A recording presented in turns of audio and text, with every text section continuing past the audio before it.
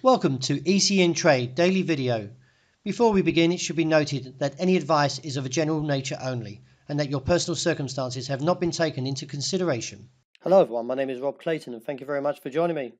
Well, overnight the Australian dollar climbed to an overnight high of 73.70 after the morning's release of the FOMC minutes, while the greenback sold off and briefly slipped under the 95 handle for the second attempt to the break lower, but has at this point shown some bullish momentum. The FOMC minutes noted that they are expected further gradual hikes, two seen this year, one in September, one in December. The board members, however, also see that trade, housing and emerging markets has downside risks. The members also expected GDP growth to slow in the second half of this year, but remain above potential. Due to the weaker greenback, the bulls for the Australian dollar have gathered some confidence and still at this stage holding above 73 cents, but it has slipped this morning and now challenges that region of 73.5. It is believed that the market may progress further to the downside. From the technical implications looking like they're failing, especially with the RSI, could see a move towards 72.70 or to 71.95 to 72.15. Resistance, if challenged, should still cap around 73.80 and with the 60-day moving average seen at 74.15. The market is shied away from that level of 116.35.55. Now tonight we do have the European Central Bank to publish the minutes of its latest policy seating minutes. The other thing that comes to light is the fact that overnight Donald Trump is now getting questioned over the recent implications with his lawyer.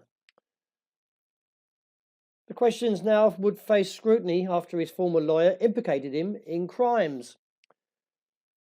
Also, we do have the chairman, Jerome Powell, to speak and may put a little bit more colour on the US dollar this Friday at the gathering at the Kansas City Fed's annual gathering in Jackson Hole, Wyoming.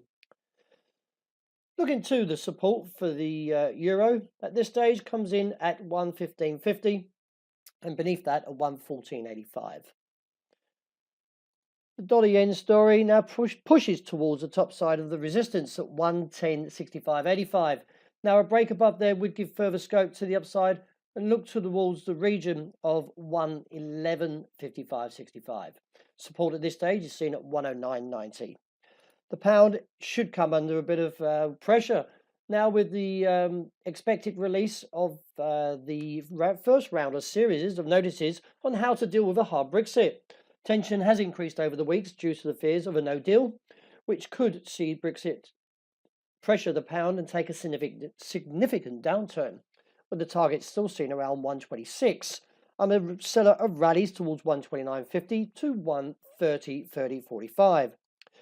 The gold a little bit under certainty now that it reaches its third target, should I say. First one was at 1,190, then 1,196, and then 1,200. Well, the next target above seen at 06, the market is at this point seen a little bit uncertain due to the recent 12 hours of trading, but keep an eye on it. If we do see an impulse, then I expect to see profit taking towards that top side. Support at the moment is seen at 1,193 minor and 1,188 firmer. My view on oil is now neutral, purely for the fact that there's a resistance at 66.5 to 80 has been crushed.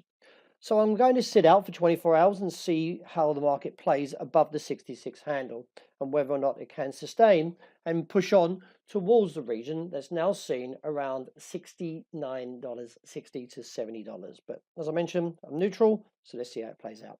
So that wraps up for today. Thank you very much for joining me, and as always, look out for the intraday report. I hope you enjoy the rest of the day that's ahead.